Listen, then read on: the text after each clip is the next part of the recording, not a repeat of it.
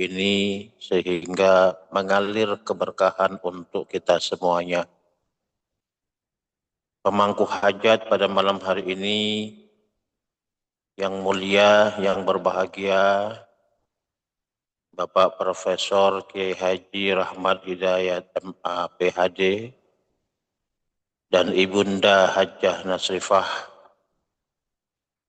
dengan manaqib Sultanil Aulia Syekh Abdul Qadir Al-Jilani, Allah Subhanahu wa taala senantiasa melimpahkan rahmatnya, keberkahannya untuk beliau beserta keluarga besarnya,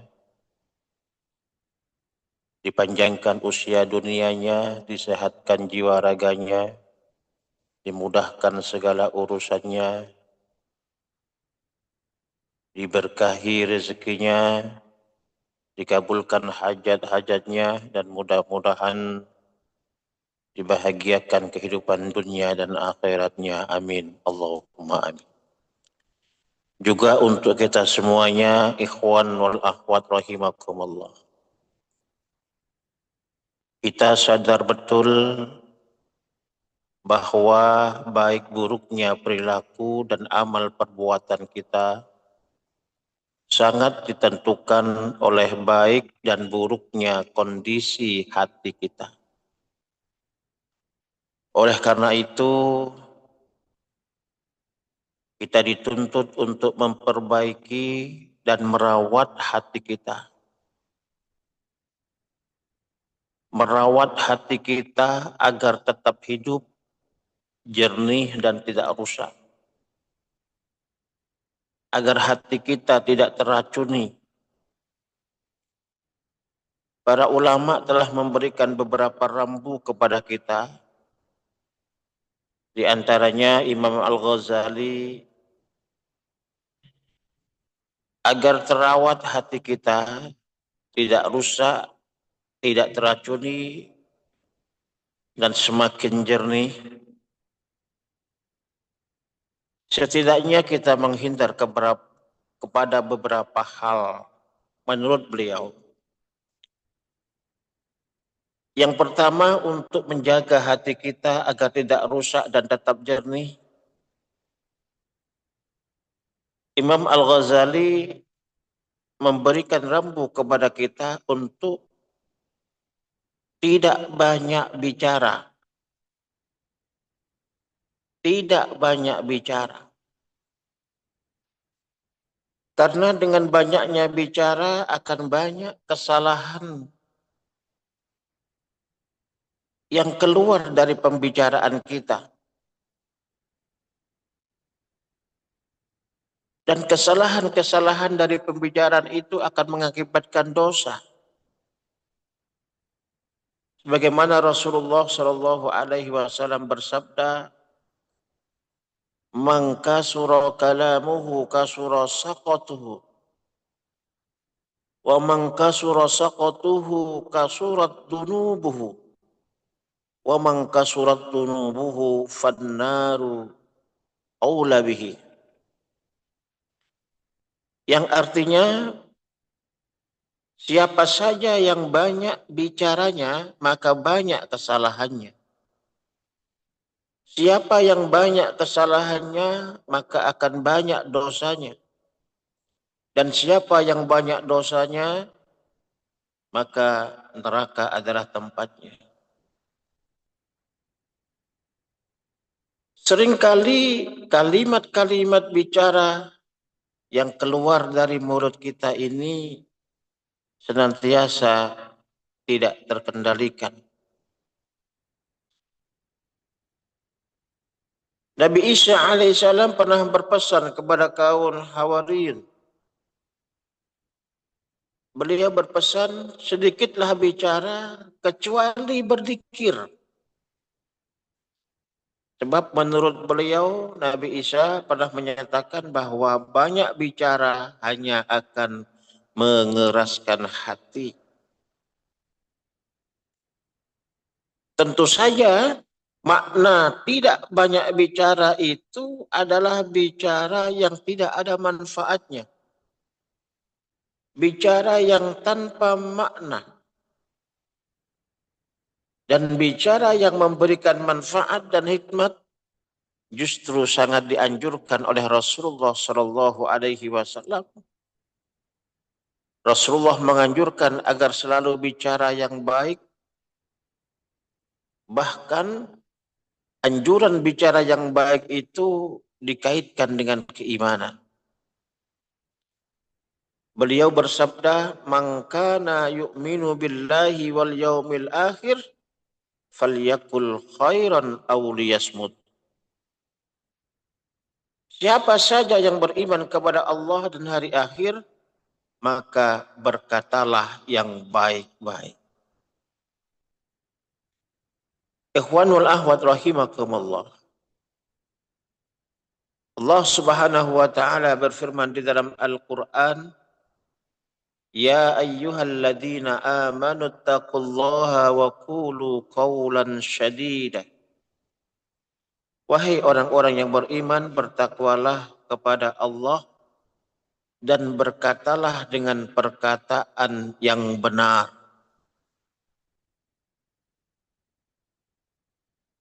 Yang benar-benar benar, yang sangat benar.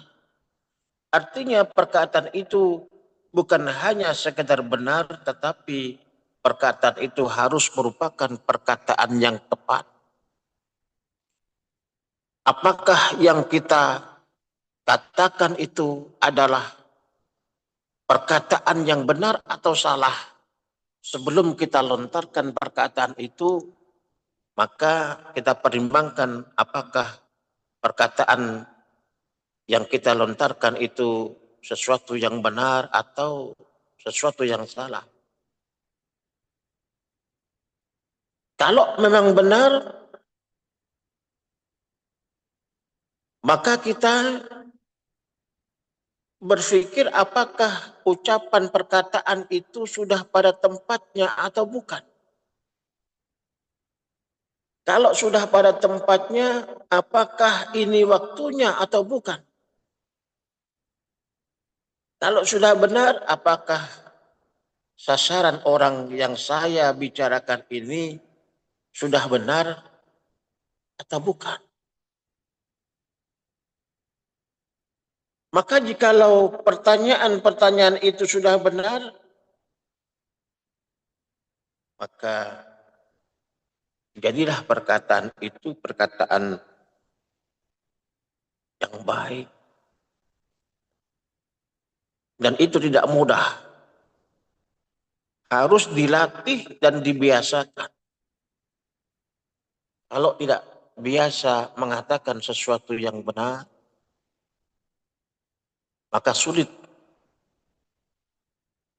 Kita akan kalah dengan orang yang biasa berkata sesuatu yang salah. Maka harus dibiasakan ketika kita bicara, itu bicara yang benar. Dan itu tidak mudah. Apalagi pembicaraan perkataan kita itu tidak sesuai dengan kenyataan. Atau yang kita bicarakan itu tidak pernah kita lakukan.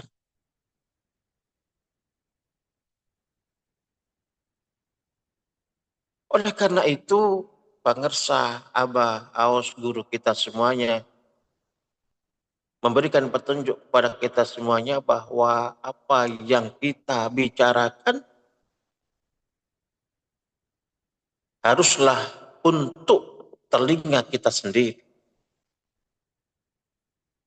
Apa yang kita omongkan, bicarakan, haruslah sesuatu yang sudah pernah kita lakukan. Ikhwanul ahwat rahimakumullah. Allah berfirman di dalam Al-Quran, "Ya ayyuhalladzina amanu, lima taquluna ma la taf'alun, kabura maqtan indallahi an taqulu ma la taf'alun." Ayat ini tadi dibaca oleh Yai Haji Mustafa Al-Maduri tadi, sehingga saya terinspirasi untuk menyampaikan tentang ini. Ya ayyuhalladzina amanu lima taquluna ma la taf'alun. Wahai orang-orang yang beriman, mengapa engkau mengucapkan sesuatu yang tidak engkau lakukan?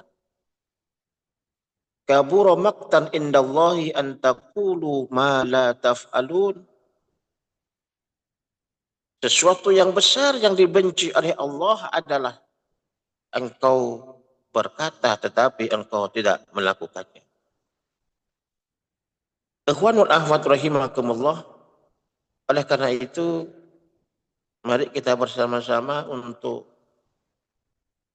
menata pembicaraan kita, perkataan kita. Atau kalau memang tidak ada hikmahnya, tidak ada manfaatnya, lebih baik kita diam, berzikir kepada Allah Subhanahu wa taala. Ikhwanul ahwat rahimakumullah. Kalau kita sudah berdialog, bersosialisasi, berbicara kepada teman kita, saudara, handai taulan kita, maka ketika kita asik-asik bicara, di situ ada ujian. Akan ada iblis yang masuk sehingga pembicaraan kita itu dialihkan kepada sesuatu pembicaraan yang tidak baik. Setidaknya apabila kita berdialog, berbicara dengan teman-teman kita, hati-hati dengan 3 perkara. Kalau kita sudah asik berbicara, berdialog, biasanya kita dipelesetkan dengan 3 perkara ini. Yang pertama adalah ketika kita asik omong-omong, bicara sama teman-teman kita, maka jangan sampai pembicaraan kita itu terjerembab kepada pembicaraan yang sombong. Yang sombong. Untuk mengangkat harkat martabatnya, ketika dia bicara dengan teman-temannya, maka muncullah kesombongan itu. Biasanya diawali dengan kalimat tidak sombong. Coba dengarkan ya, saya tidak sombong ini. Kemarin waktu saya pulang dari kampung, hari Idul Fitri kemarin, itu saya punya sawah 10 hektar, sudah ditawar 10 miliar. Nah, muncul sombong. Saya tidak sombong, ini kenyataan. Saya di sana memiliki ini, memiliki itu. Ada ini, ada itu, dan sebagainya. Maka kita diingatkan, ketika kita asik bicara, asik omong-omong sama teman-teman kita berdialog, jangan sampai kita terseret kepada pembicaraan yang menimbulkan kesombongan. Kemudian yang kedua, ketika kita asik-asik bicara dengan orang lain, berdialog dengan orang lain, jangan sampai kita terseret pembicaraan kita dengan pembicaraan yang dusta, bohong. Hati-hati, kita bisa diseret pembicaraan kita dengan pembicaraan yang dusta, pembicaraan yang bohong. Secara singkat, ikhwan wal akhwat rahimakumullah. 3 hal ini apabila kita bicara, berdialog dengan orang lain. Jangan sampai kita terseret kepada kesombongan. Jangan sampai kita bicara dusta. Dan yang ketiga, apabila kita asik berbicara dengan orang lain, berdialog dengan orang lain, jangan sampai kita terseret kepada ghibah. Menceritakan hal buruk orang lain. Kalau dalam bahasa Jawanya itu ngerasanin orang lain. Orang lain kita buka kejelekannya. Orang lain Kita buka kekurangan-kekurangannya. Seakan-akan kita tidak punya kekurangan. Seakan-akan kita tidak punya kejelekan. Hati-hati dengan menceritakan kejelekan atau keburukan orang lain.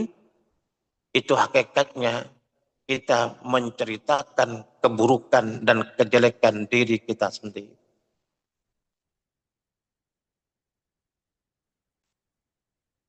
Ikhwan wal akhwat rahimakumullah. Saya pernah membaca di dalam sebuah buku yang menerangkan tentang hal tentang ghibah dalam kaitannya dengan rezeki dari Allah Subhanahu wa taala yang dilimpahkan, yang dianugerahkan kepada kita semuanya. Ternyata menurut tulisan itu bahwa ghibah itu bisa menutup saluran rezeki kita. Mengapa demikian? Karena kebaikan kita akan kita kasihkan kepada orang lain yang kita gibahi, dan di antara kebaikan itu adalah rezeki kita.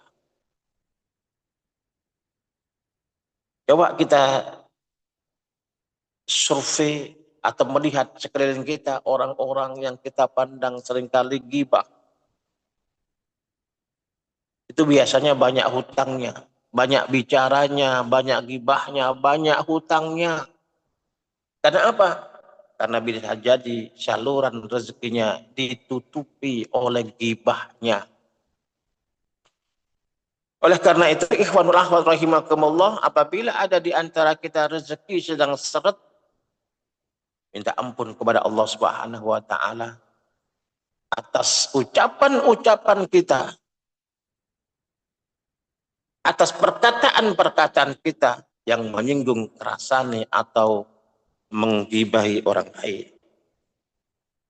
Mengapa kau suka membukakan aib sesama, kesana kemari kau cerita keburukannya? Masya Allah. Janganlah kau sibuk mencari kelemahan orang. Periksa dirimu, masih adakah kekurangan? Ini kita sudah diingatkan.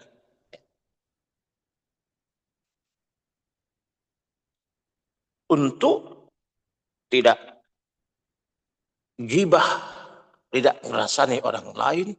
Dan ingatlah ketika kita gibah merasani orang lain, kita sedang menutup pintu-pintu kebaikan kita, termasuk menutup rezeki yang ada pada diri kita. Ikhwanul akhwat rahimakumullah, banyak bicara adalah merupakan suatu amalia yang bisa mengotori hati kita. Sedangkan hati kita adalah merupakan panglima raja daripada amal kita. Apabila hati kita baik, maka amalia kita menjadi baik. Dan apabila hati kita tidak baik, maka yang keluar dari dalam hati kita itu adalah sesuatu yang tidak baik. Apabila kita berbicara, berdialog dengan orang lain, kemudian terseret pembicaraan itu kepada ghibah, maka kita harus mengingatkannya.